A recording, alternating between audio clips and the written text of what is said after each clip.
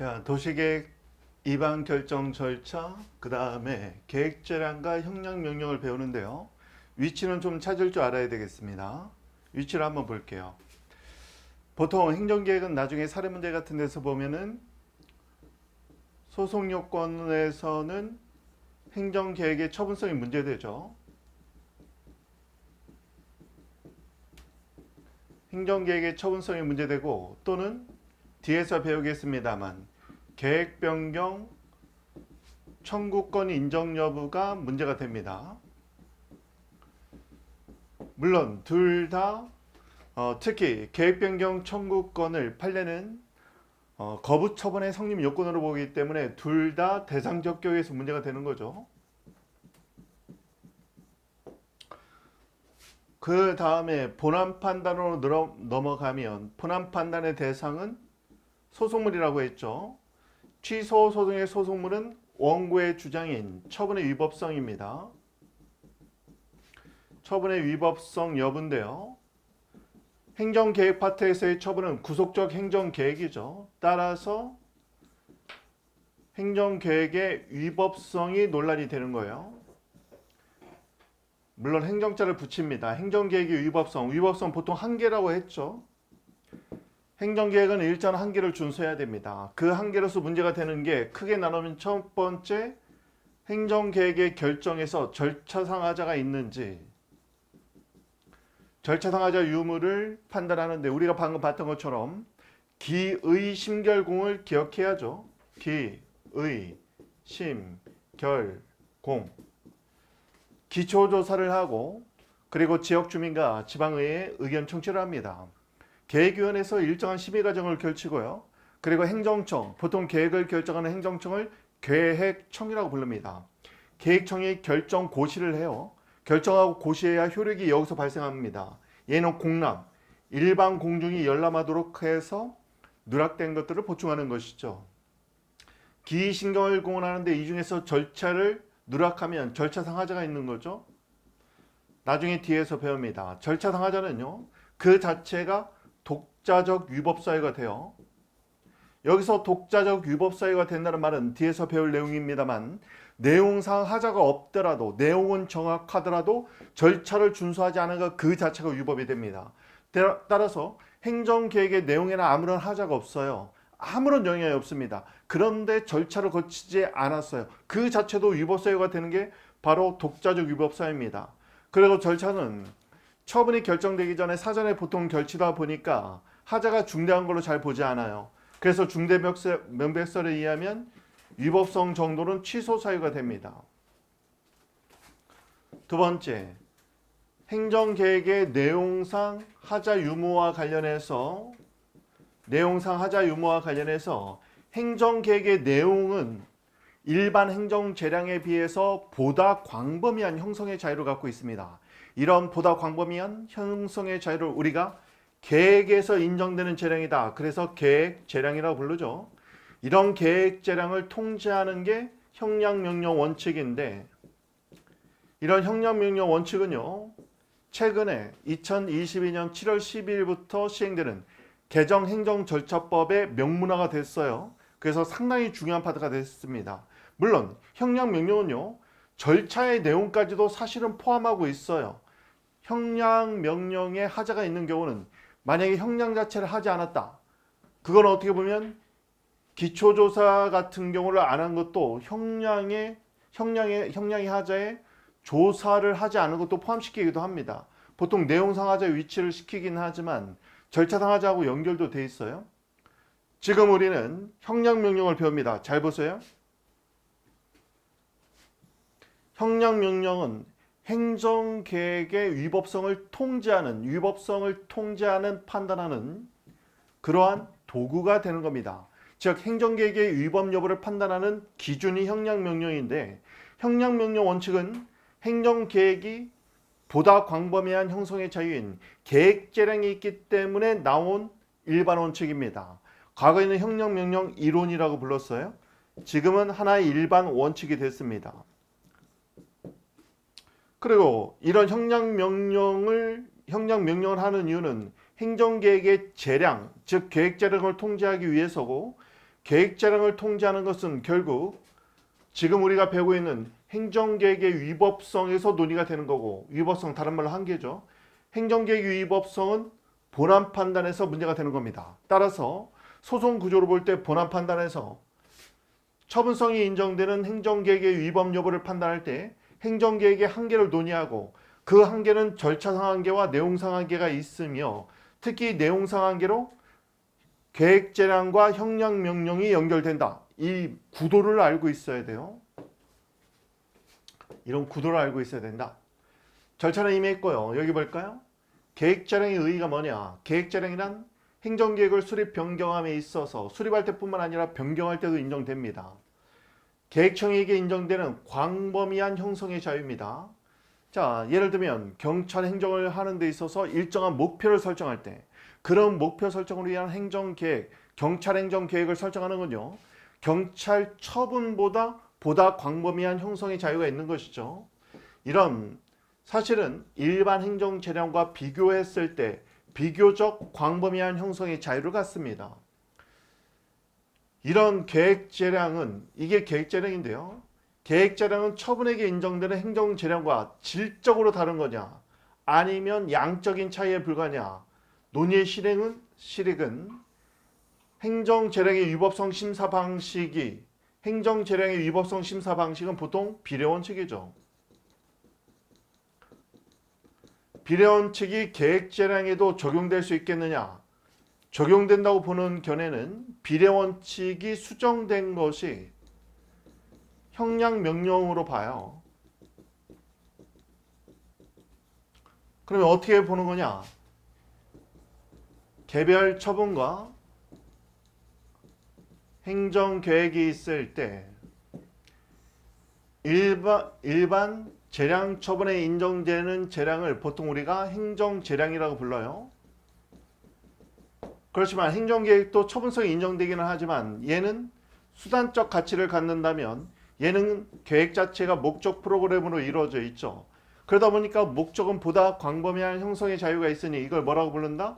계획재량이라고 부릅니다. 행정재량을 통제하는 게 비례원칙이라면 계획재량을 통제하는 게 우리가 형량명령이론 또는 형량명령원칙이라고 부릅니다. 문제는 뭐냐면 얘의 성격을 어떻게 볼 것이냐인데, 만약에 얘와 얘가 완전히 서로 다르다, 즉 계획재량은 형량명령과 질적으로 다르다. 만약에 얘가 일반 행정재량과는 질적으로 다른 걸로 본다면 형량명령이론은 비례원칙과의 관계가 끊어져 버리는 거예요. 그러면 형량명령은 계획재량을 통제하기 위한 특유한 위법성 심사 방식이 됩니다.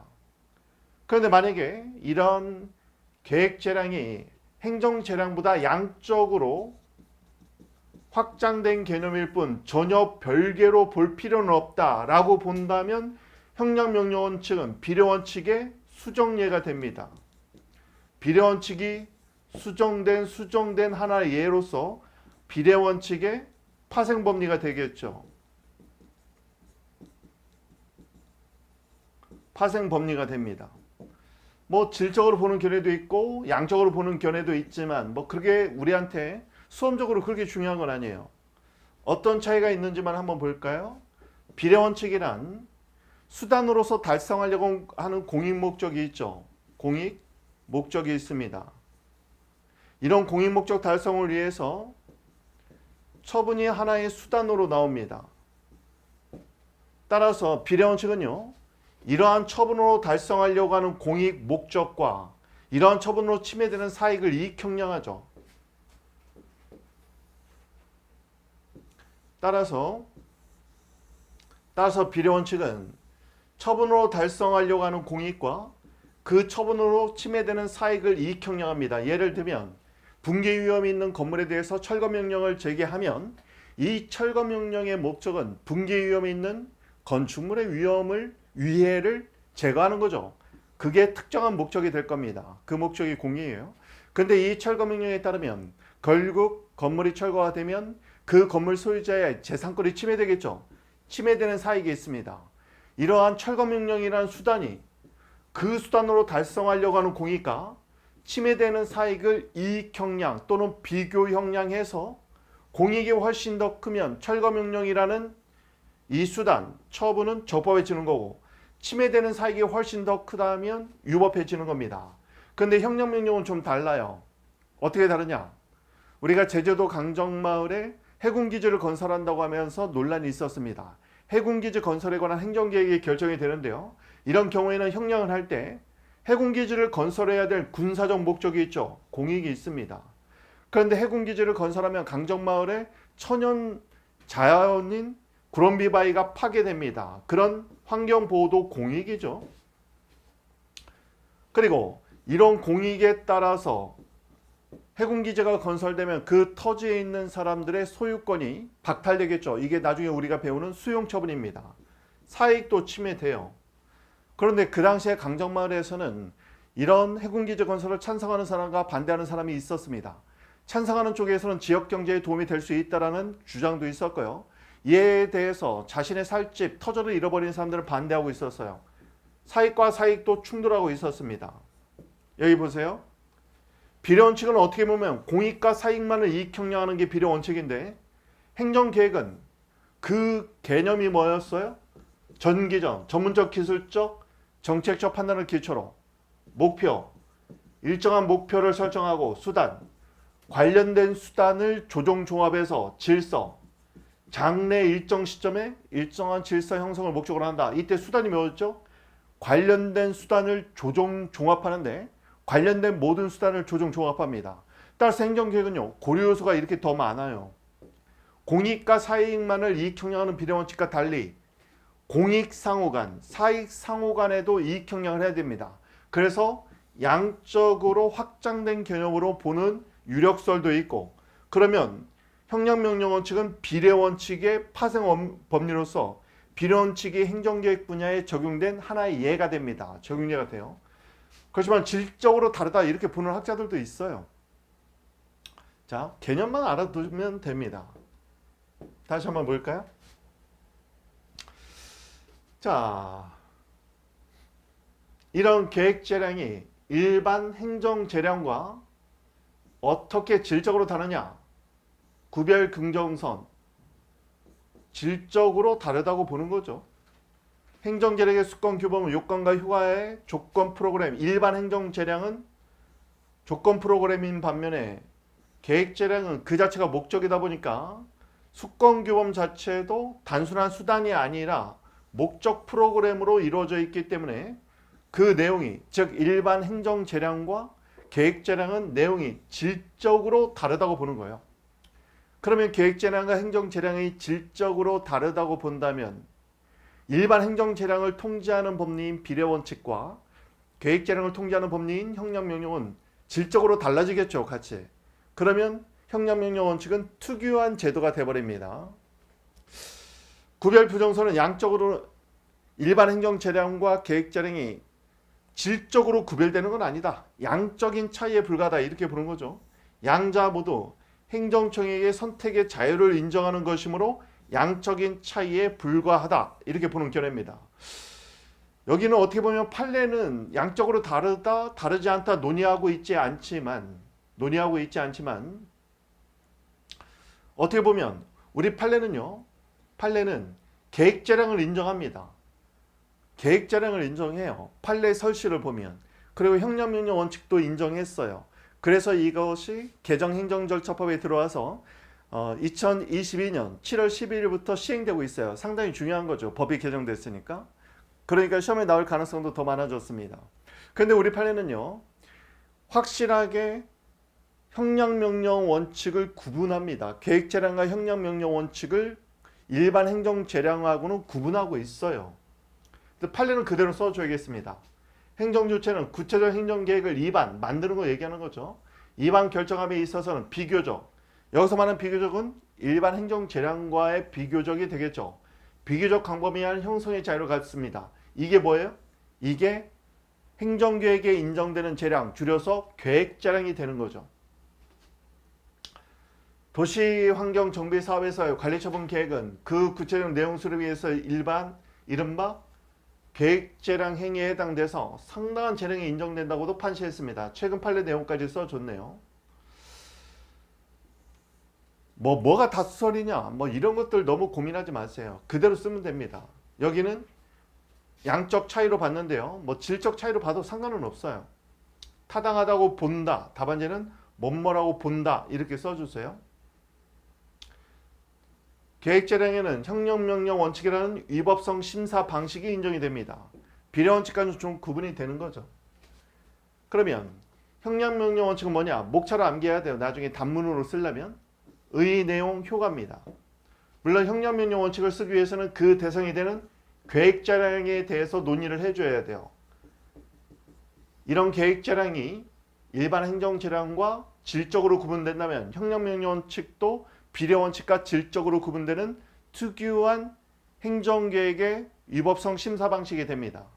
그런데 계획재량이 일반 행정재량과 양적으로 구분되는 것에 불과하다고 본다면, 양적인 구분에 불과한다면 일반 행정재량을 통제하는 위법성 심사 방식인 비례원칙은 행정계획 분야에서는 형량명령 원칙으로 수정이 되는 걸로 보는 거죠.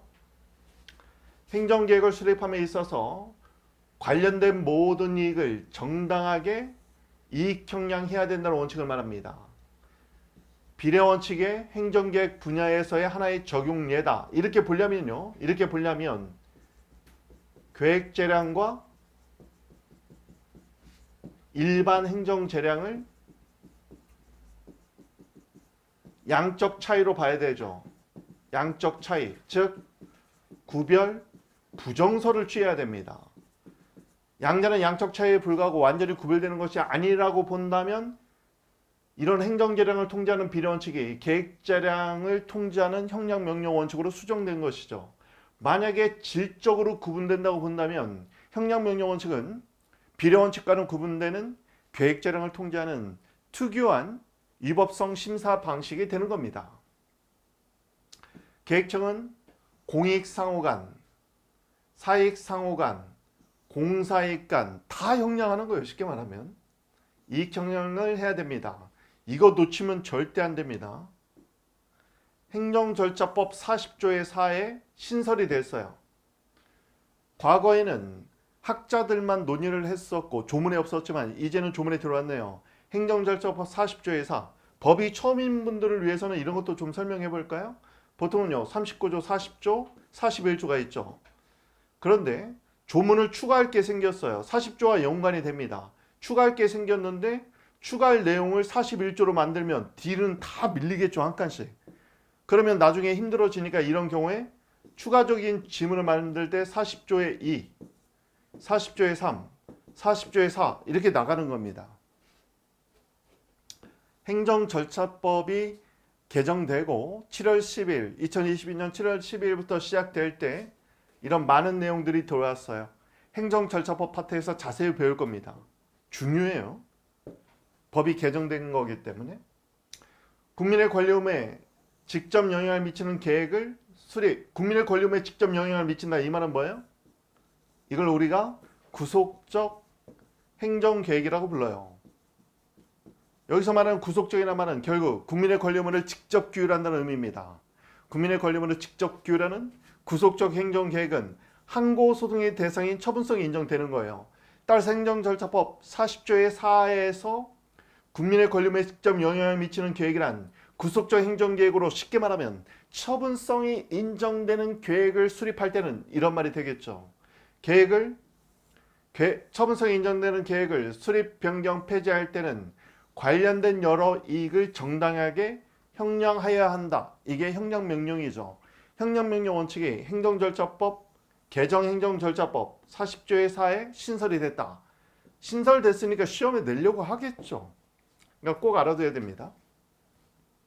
자, 형량을 전혀 하지 않았어. 이걸 형량의 불행사 또는 혜택. 지금 여기는 판례에 맞게 쓴 겁니다. 판례. 일부 교수님들 중에서는 조사의 불행사 이런 걸 쓰는 분들도 있어요. 조사의 불행사라 하면은 형량명령 원칙은 절차를 포괄하게 됩니다. 그리고 형량을 하기 위해서는 기초조사도 해야 하잖아요. 어떻게 보면 형량명령은 절차를 포괄하는 넓은 개념으로 볼 수 있습니다. 왜냐하면 이익 형량을 하기 위해서는 이익 형량해야 될 대상들을 조사해야 되잖아요.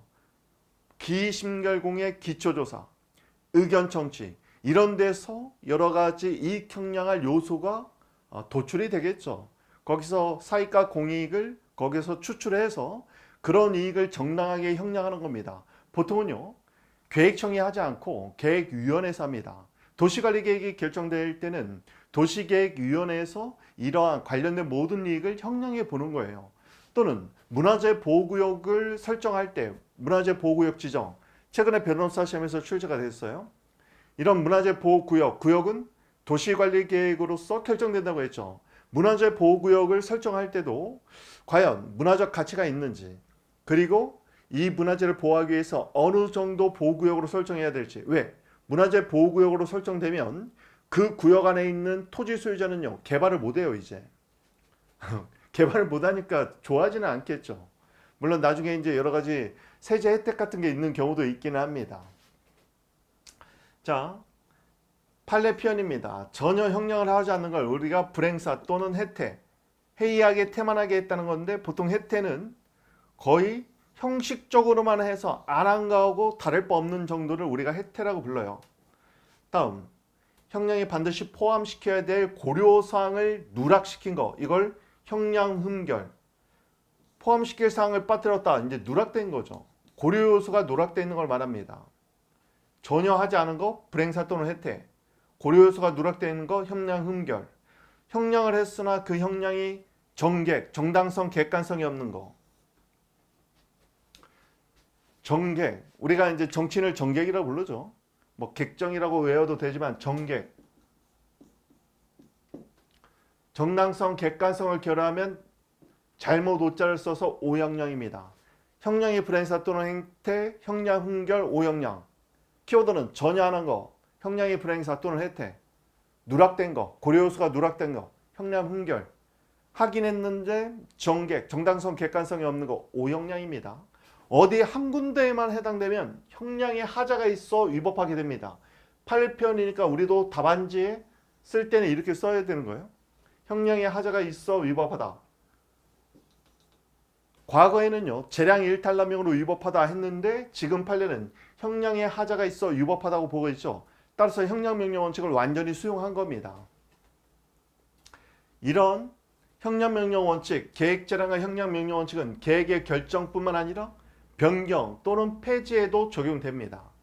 계획을 결정할 때 또는 계획을 변경할 때 또는 계획을 폐지할 때도 계획재량이 인정되어 광범위한 형성의 자유가 있는 거죠. 그리고 이런 경우에는 형량명령 원칙을 준수해야 됩니다. 물론 행정계획의 아주 경미한 사항만을 바꿀 때는 그럴 때는 형량명령 원칙을 준수할 필요는 없겠죠. 자, 판례는 주민의 도시관리계획 위반을 제한하는 권리도 있어요. 이런 계획 좀 수립해 주세요. 예를 들면요, 어떤 지역에서 대규모 폐기물 시설 같은 걸 설치할 때는 폐기물 시설이 가능한 계획을 먼저 제출해야 됩니다. 그래서 사업시행자로 지정을 받는 거죠. 여러분, 대장송 사건이 있죠. 대장송 사건에서 이루어진 일련의 사건들이 우리 이제 행정법에 다 나와요. 사업시행자 지정을 해서 우선협상 대상자로 지정하고 처분서 인정됩니다. 우선협상 대상자로 지정받는 걸 어떻게 보면 특혜로 볼 수 있죠. 우리로 따지면 강학상 허가가 아니라 강학상 특허입니다. 우선협상 대상자에서 배제시키는 것도 처분이에요. 우선협상 대상자로 화천대유가 들어왔는데 얘네가 기본 자금이 5억밖에 없었다는 거죠. 그러니까 막 특혜 시비가 막 나왔던 겁니다. 이거 특혜 아니냐? 자본금도 없는데.